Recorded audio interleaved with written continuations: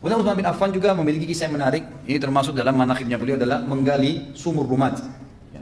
Disebutkan oleh penulis saat itu kaum muslimin kebetulan satu hari pernah mengalami krisis air bersih dan pada saat itu juga mereka tidak punya sumur. Ada sumur-sumur tapi banyak yang kering karena lagi kemarau. Maka Nabi SAW sempat bersabda kepada para sahabat, "Man hafara rumata falahul jannah." Siapa yang menggali sumur rumat, membeli sumur rumat, maka dia mendapatkan surga. Ya. Dikatakan oleh beliau yang masyhur dalam riwayat-riwayat ialah Utsman bin Affan membelinya bukan menggalinya. Ibnu Battal menyatakan keliru ketika menyatakan bahwa Utsman bin Affan menggalinya. Dia berkata, yang ma'ruf adalah dia membelinya. Dan hal ini juga dinukil oleh Al-Hafidh dalam Fathul Bari atau Ibnu Hajar dalam Fathul Bari. Kemudian Al-Hafidh menambahkan ada kemungkinan mata airnya sudah mengalir lalu Utsman bin Affan memperluas dan menutupnya sehingga penggalian sumur dinisbatkan kepada beliau sebagaimana disebutkan dalam Fathul Bari. Utsman bin Affan pun pada saat itu mengetahui bahwasanya sumur rumat ini dimiliki oleh seorang Yahudi.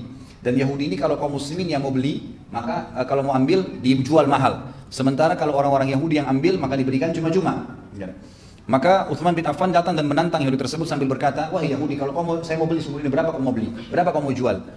Ini perlu kita garis bawahi ikhwan akhwat sekalian. Utsman bin Affan di sini ingin memperlihatkan kepada orang Yahudi ini kekuatan kaum muslimin, sekaligus memang ingin memenuhi kebutuhan muslimin. Maka dia berkata kepada Yahudi tersebut, berapa kau ingin jual sumur ini? Yahudi tersebut dengan sombongnya menyebutkan harga yang sampai sekarang tidak ada orang beli sumur semahal itu. Dia mengatakan saya mau jual ini dengan 20.000 dinar emas, 5 miliar rupiah. Lalu kita sekarang jumlahnya, nggak ada ikhwah sekalian, ada orang sekarang beli sumur 5 miliar? Ada proyek yayasan saya, sumur yang paling lux sudah dengan pakai pompa air segala, itu 12,5 juta. Kalau yang biasa 4,5 juta itu sudah bisa bangun, sudah bisa buat sumur dan sudah banyak di Jawa Tengah, di Sulawesi Tengah yang kami jalankan dengan yayasan. Alhamdulillah itu berjalan lancar. Itu sudah bisa hidupi satu kampung.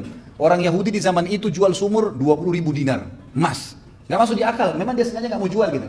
Dia kaget waktu itu Utsman bin Affan mengatakan, saya beli 5 miliar itu saya beli. Utsman bin Affan pulang bawa 20.000 dinar emas dikasih ke Yahudi. Saking senangnya Yahudi ini, dalam kisah ini dikatakan, maka dia langsung mengatakan, Utsman ambil aja sumur ini dan kebun kurmanya sekalian. Jadi ada kebun kurma di belakangnya, karena harganya nggak masuk di akal waktu itu kan.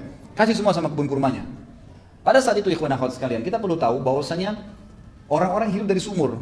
Ya, zaman itu sampai sekarang beberapa wilayah kaum muslimin atau manusia mungkin ya umumnya, kalau masih belum masuk air saluran bersih dari pemerintah, kalau kita PDAM sekarang, maka tentu masih menggunakan sumur intinya gitu. Utsman bin Affan waktu itu sangat haus dan butuh, kata para ulama, tapi beliau tidak meneguk satu tegukan air pun yang beliau butuhkan sebenarnya, kecuali sudah mengiklankan bahwasanya sumur tersebut dan semua kebun kurmanya wakaf untuk muslimin, enggak disentuh sedikit pun, wakaf, langsung wakaf, gitu kan? Padahal beliau butuh, enggak diwakafin.